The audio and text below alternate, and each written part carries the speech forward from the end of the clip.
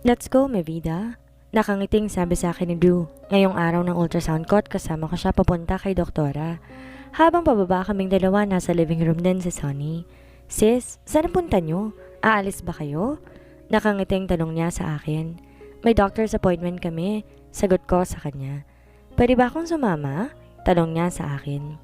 Naramdaman ko ang pagpisil ni Drew sa bewang ko. Alam ko na ayaw niya, lalo na hindi sila nag-uusap dalawa. Kahit di niya sabihin, alam kong malayo ang loob niya sa kapatid ko at tinirespeto ko yon dahil di ko naman siya po pwedeng pilitin. Siguro naiilang din siya dahil magkamukha kami ni Sunny. Kahit ako naiilang din sa sarili kong kapatid. Sunny, sige wag na lang, ayaw mo yata. Sabi niya sa akin.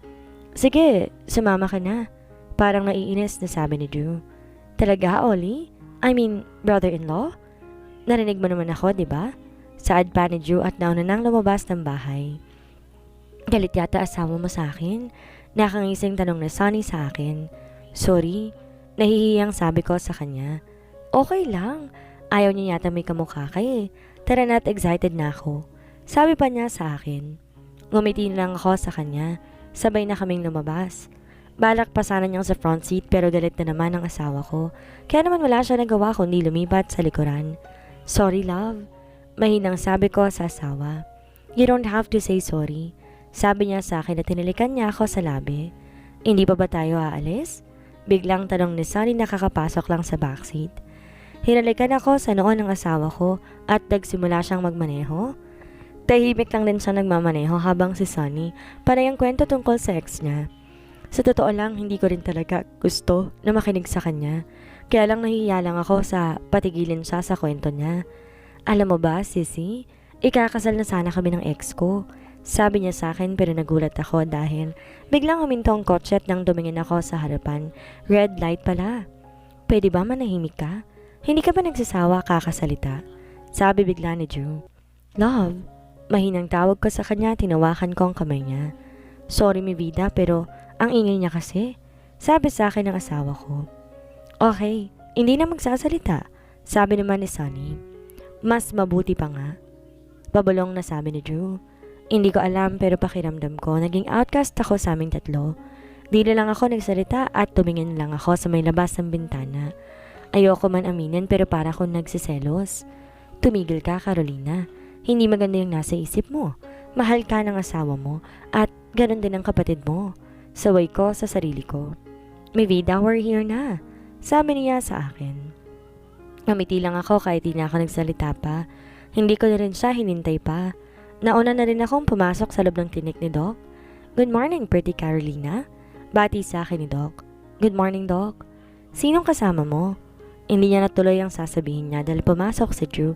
Nasa likuran niya si Sunny. Si Sunny po, kakambal ko. Sabi ko kay Doc. Wow, magkamukha talaga kayo. Halos walang pinagkaiba. Kung di ka lang buntis, aakalain ko, siya ikaw. Mukhang mahihirapan si Archer na tukuyin ng asawa niya kapag nanganak ka na. Halos wala ring pinagkaiba ang height ninyo Natatawa pang sabi ni Doc. Kabisado ko pong asawa ko, kahit na nakapikit ako.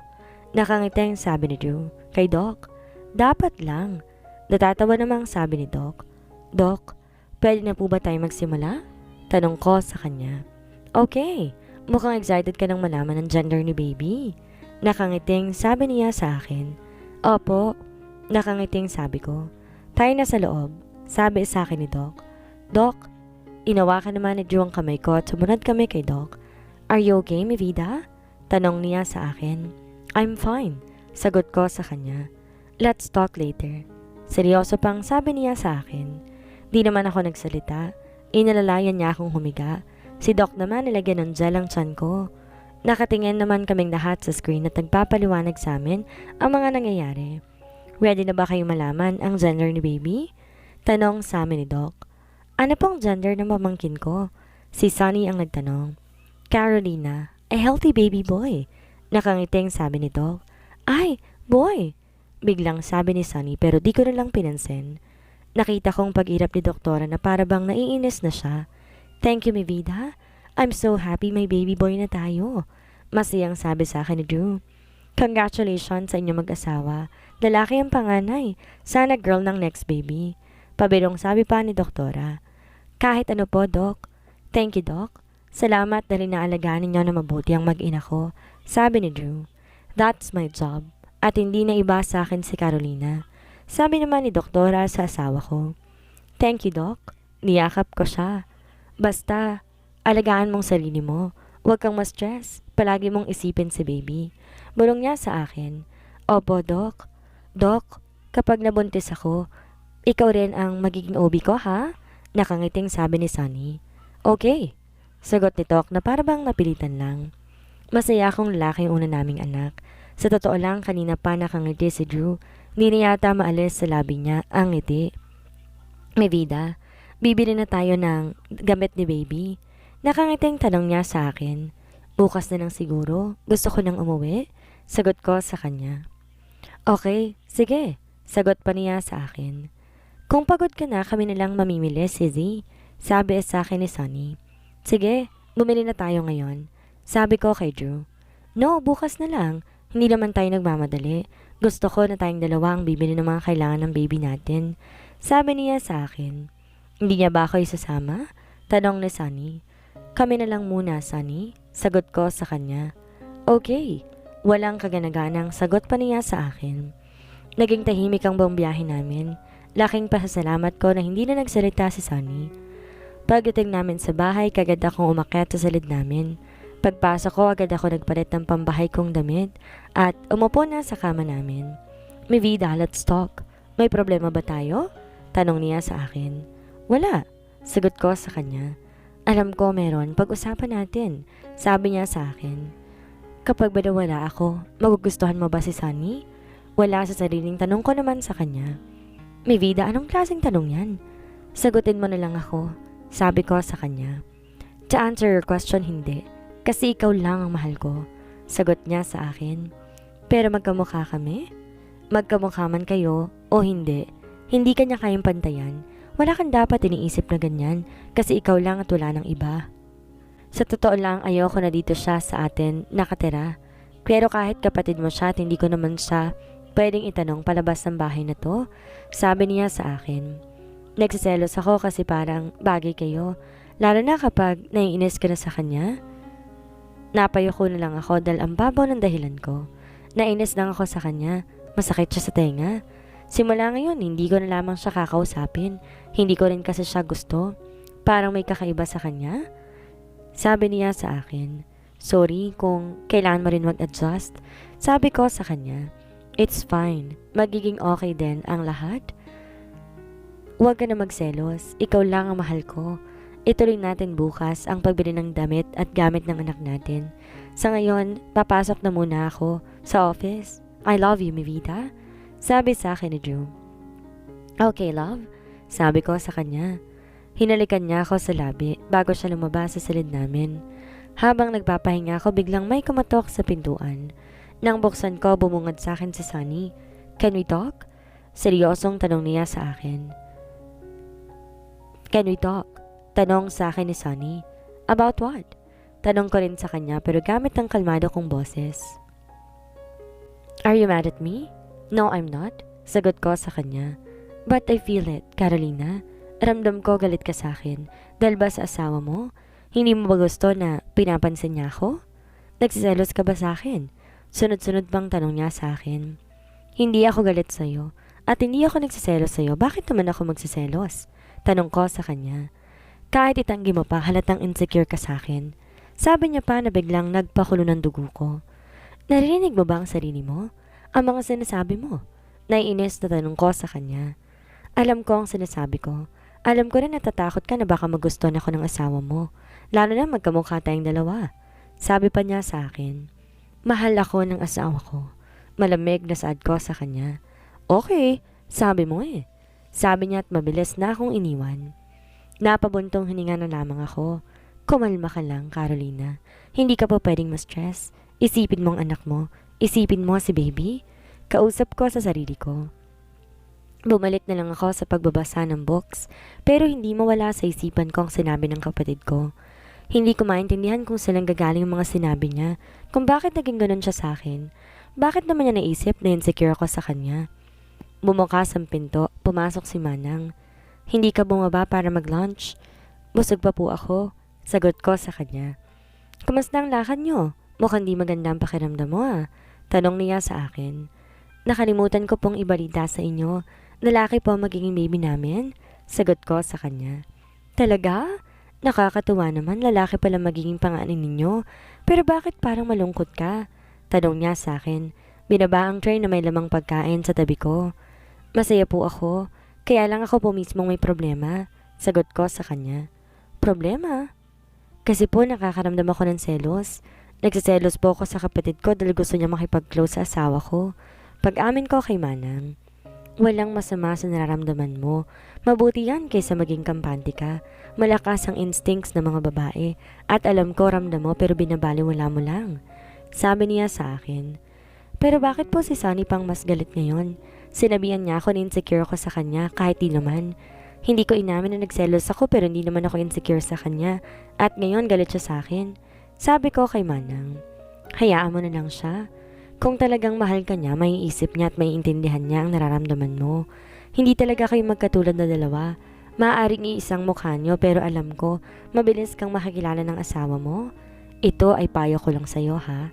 Mag-iingat ka. Hindi mo alam kung kailan kikilos ang isang ahas. Sige na, bababa na ako. Kainin mo to ha? Huwag mong pagutuman ng anak mo. Sabi niya sa akin. Salamat po Manang. Sabi ko sa kanya. Lumabas na siya at naiwan akong mag-isa dito sa silid ko.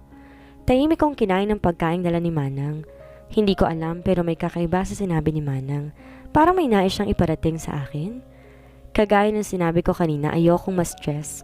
Kaya naman tinawag ko na lang si Papa Primo. Napatawag ka anak, kamusta kayo ng apo ko? Nakangiting tanong niya sa akin.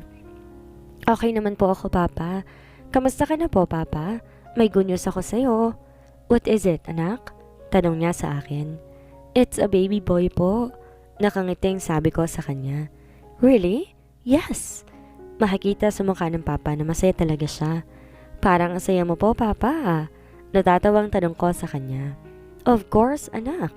Lalaki ang una kong apo. Sagot niya sa akin. 2 months na lang po at manganganak na ako. Sabi ko sa kanya. Stay positive and healthy, anak. Iwasan mo mag-isip na negatibo. Paalala niya sa akin. Paano na lang po ako kung wala ka, Papa? Nakangiting sabi ko sa kanya. Ako dapat magsabi niyan, anak. Kamusta palang kakambal mo? Tanong niya sa akin. Okay naman po.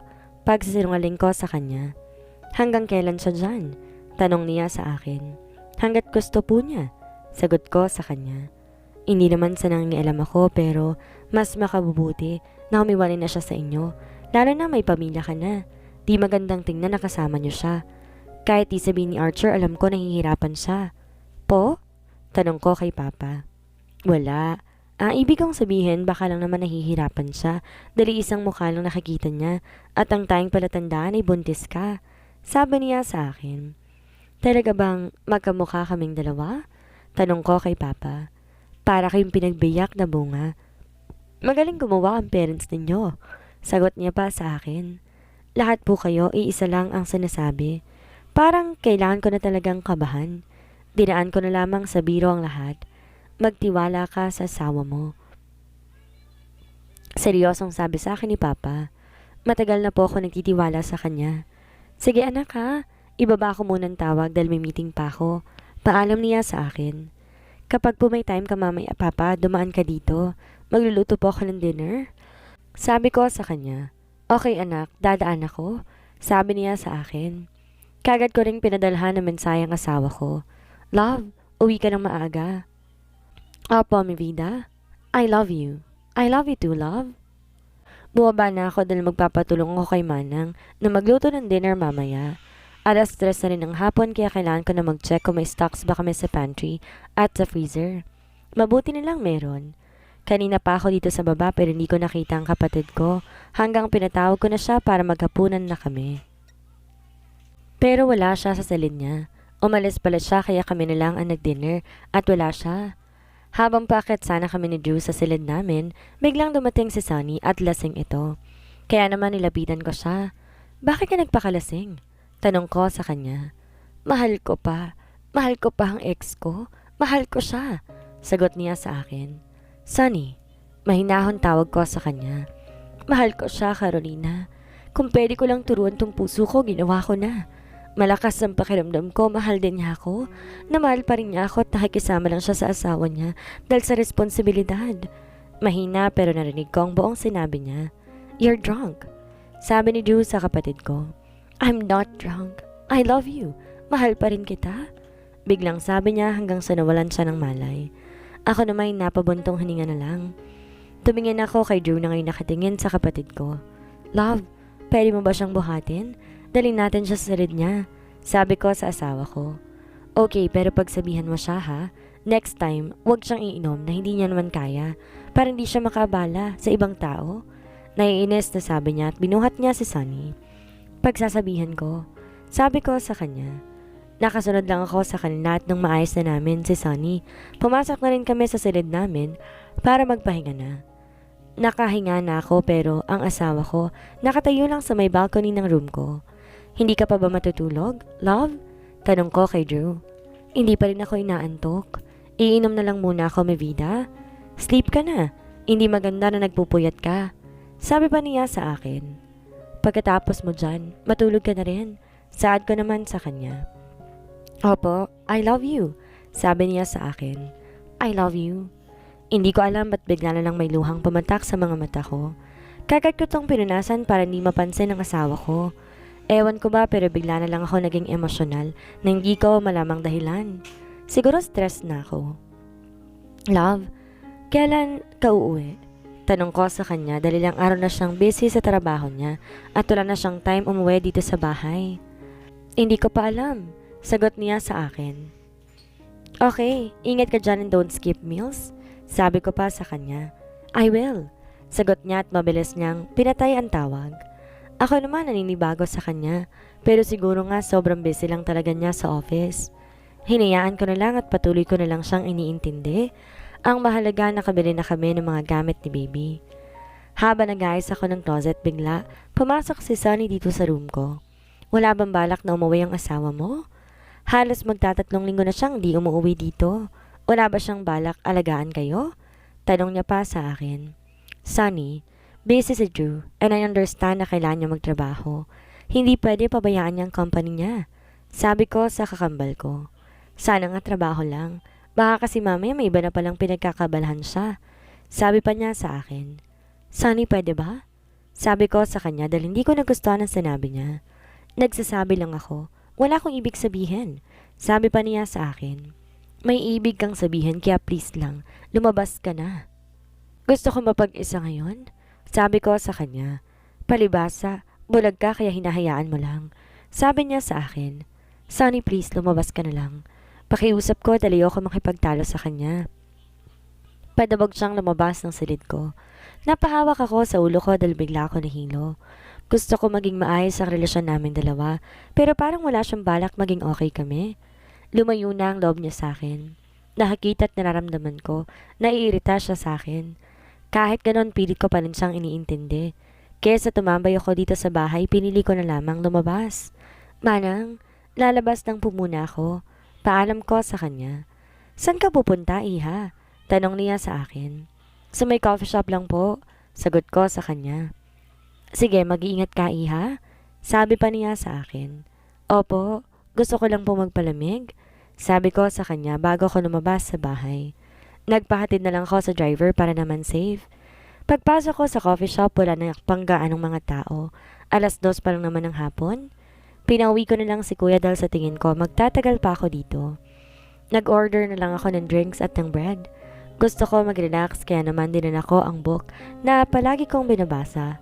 Nalilibang ako sa pagbabasa pero hindi ko alam dahil biglang napukaw ang atensyon ko nang palabas sa TV. Wala sa sariling tumulong luha ko habang nanonood ako. Naawa ako sa buntis na babae na pinagtaksila ng asawa niyang lalaki. Wala sa sariling napahawak ako sa tiyan ko. Nasasaktan ako para doon sa babae sa palabas. Miss, okay ka lang ba? Tanong sa akin isang babae. Okay lang ako. Naiyak lang ako sa palabas. Natatawa pang sagot ko sa kanya. Nakakadala talaga mga drama ngayon. Pero may mga ganyan din kasi sa totoong buhay. Minsan kasi, naghahanap po ng bababae ang ibang mga lalaki. Lalo na kapag buntis ang asawa nilang babae. Alam mo na, may mga pangangailangan daw sila. Ang ex ko ganyan. Pinagpalit ako sa iba nung nabuntis niya ako. Kwento niya sa akin. Sorry, sabi ko sa kanya. Ay, sorry. Ang daldal ko, sorry. Huwag mong intindihin ang sinabi ko, ha? Yung sinabi ko naman base lang sa experience ko. Sabi niya sa akin. Ngumiti na lang ako. Mas lalo pa yata akong na-stress. Kaya naman inubos ko ng bread at ang shake ko. Pagkatapos, lumabas na ako ng coffee shop. Naglakad-lakad na lang muna ako pero bigla nang naging makulimlim ang langit na para bang uulan. Kaya naman nagpa siya akong umuwi na. Di naman ganong malayo papunta sa subdivision namin, kaya naglakad na lang ako. Habang naglalakad ako, bigla na lang bumuhos ang malakas na ulan. Nabasa ang damit ko, kaya mabilis naman tumakbo papunta sa isang tindahan para sumilong. Tinawagan ko si kuyang driver para sunduin ako. Naghintay ako sa kanya ilang segundo. Naku iha, basang-basa ka na. Papatayin ko na lang aircon baka kasi magkasakit ka eh. Sabi niya pa sa akin. Salamat po. Pagdating namin sa bahay, nagulat ako dahil narito na rin ang asawa ko. What the shit, Carolina? Sigaw niya bigla sa akin. I am sorry, love. Hindi ko naman inakalang bubuhos bigla ang ulan. Mahina pang sabi ko sa kanya. Shit! Anas niya sa bigila sa akin bakit nang silid namin. Love, nasasaktan ako. Sabi ko sa kanya. Kung wala kang pakialam sa sarili mo, sana naman magkaroon ka ng pakialam sa anak natin. Galit na sad niya sa akin. Nasaktan ako sa sinabi niya, pero alam ko naman na kasalanan ko. Hindi na lang ako nagsalita at mabilis akong pumasok sa banyo para maligo. Paglabas ko, wala siya. Siguro umalis na. Alam ko kasi galit siya sa akin. Gusto kong umiyak pero pinigilan kong sarili ko. Umupo ako sa kama namin. Narinig kong bumukas ang pinto kaya naman lumingon ako at nakita kong asawa ko. May dalang isang baso ng gatas. Here, sabi niya sa akin. Kinuha kong baso at ininom ko to. Nang maubos ko to, tumayo ako para pumunta sa baba at ilagay sa kusina ang baso ko. Hindi ko na lang siya pinapansin dahil sa tingin ko, mas mabuti na hindi na lang kami nag-uusap. Palabas na sana ako ng kusina pero papasok naman si Sunny. Ngayon ko lang siya nakita na nagsuot ng manipis na nighties. San ka ba galing? Tanong niya sa akin. Sa labas lang, sagot ko sa kanya.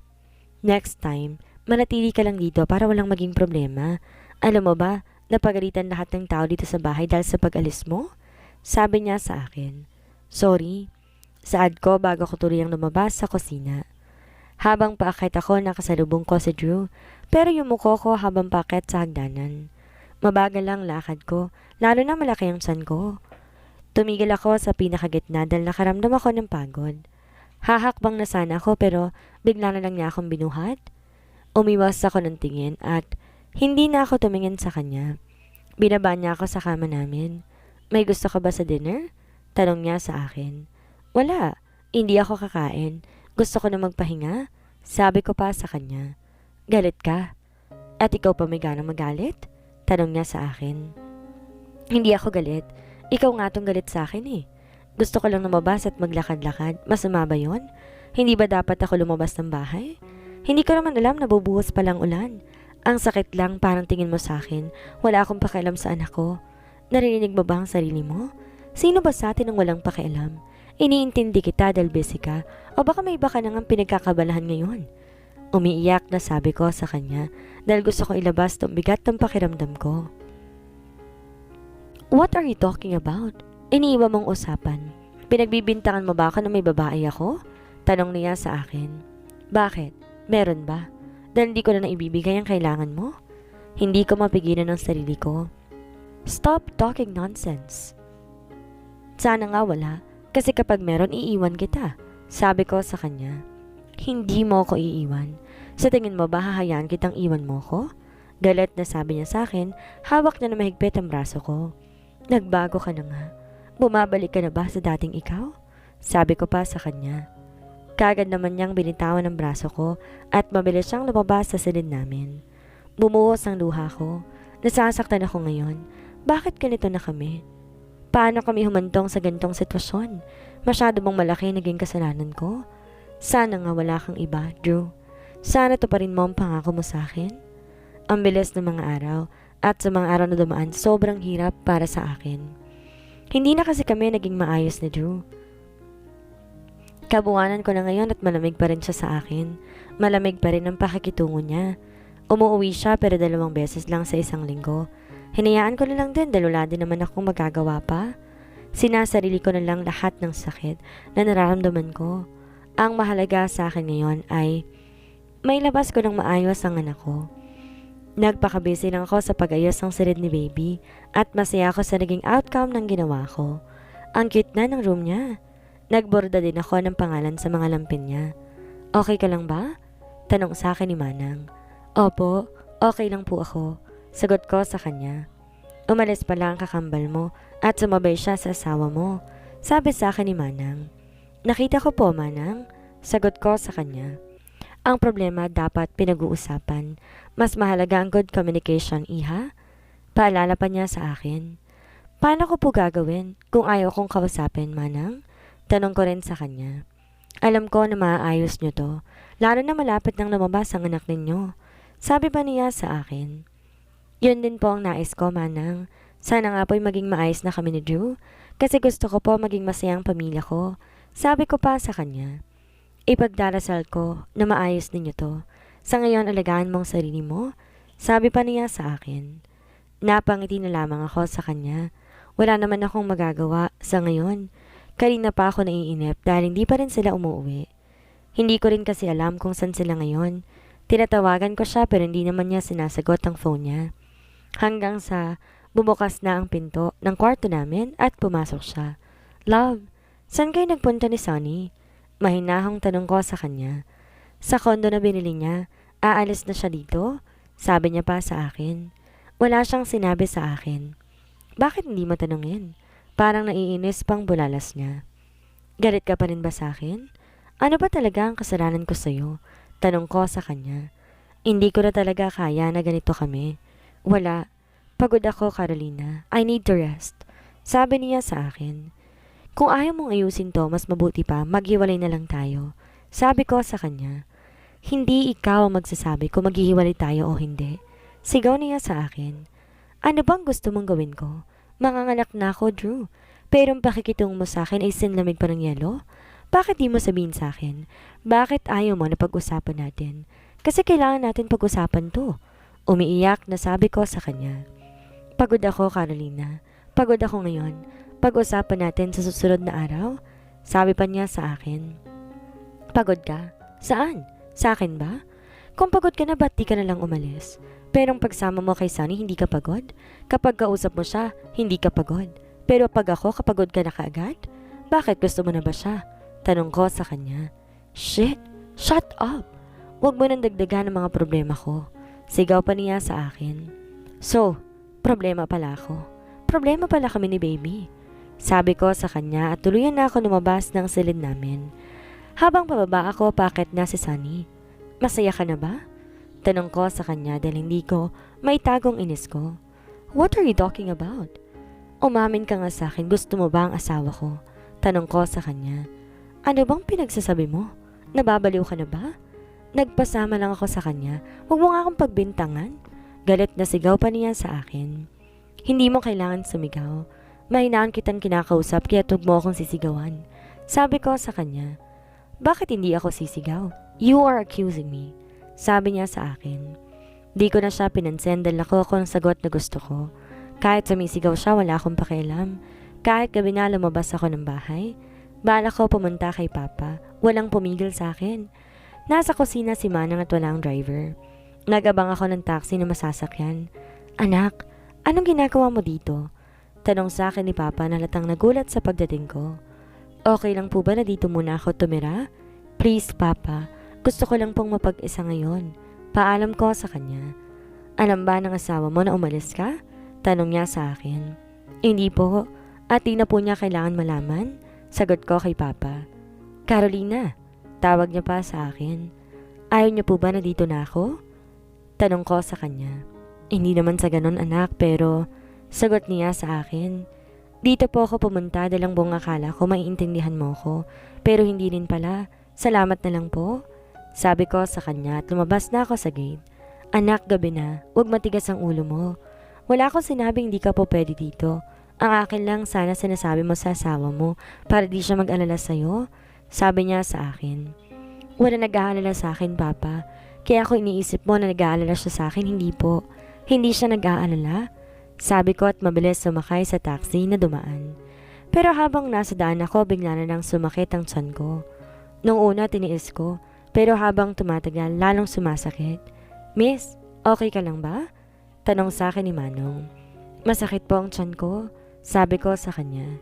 Kabuwanan mo na ba? Tanong niya sa akin. Opo, sagot ko sa kanya. Diyos ko po, baka manganganak ka na. Sabi pa niya sa akin. Dito po tayo pumunta, Manong. Sabi ko sa kanya at sa bahay ni Doktora ako nagpahatid. Carolina? Gulat na bulalas niya dahil nasa harapan niya ako ngayon. Tulungan niyo po ako, Dok. Umiiyak na sabi ko sa kanya. Pasok ka, masakit bang tiyan mo? Tanong niya sa akin. Opo, sasakit tas biglang mawawala at sasakit na naman po ulit. Sagot ko sa kanya. I-check kita, posibleng nagle-labor ka na. Sabi niya sa akin. Inalalayan niya ako. Mabutit may sarili siyang room dito sa bahay niya. Anytime posible ka ng manganak. Nasaan bang asawa mo? Tanong niya sa akin. Huwag yun na pong hanapin. Ang mahalaga po sa ngayon mailabas kong anak ko ligtas. Sagot ko sa kanya. Relax ka lang. Kung ano man problema mo sa ngayon, isang tabi mo muna. Nandito ako, tutulungan kita. Kaya natin to. Unahin na muna natin si baby. Malumanin na sabi sa akin ni Doktora. Salamat po, Dok. Sagot ko sa kanya. Pangarap kong nasa tabi ko siya ngayon. Nangako siya na sasamahan niya ako sa journey kong to. Pero hindi nangyari dahil itong nangyari sa amin. Napapasigaw ako tuwing biglang sumasakit ang balakang ko. Para kong hinihiwa. Sobrang sakit talaga. Hanggang sa inihanda na ni Doc ang mga gamit niya at nakahiga na ako. Kaya natin to, Carolina. Malaki ang tiwala kung kakayanin natin. Sabi sa akin ni Doc. Opo, kaya ko po. Kakayanin ko. Sagot ko sa kanya. Sundin at gawin mo lang lahat ng sasabihin ko. Sabi niya sa akin. Opo. Nakapikit na sagot ko pa sa kanya. Huminga muna ako ng malalim. Para sa anak ko, kakayanin ko. Sad ko sa sarili ko at pinunasan ko ang luha ko.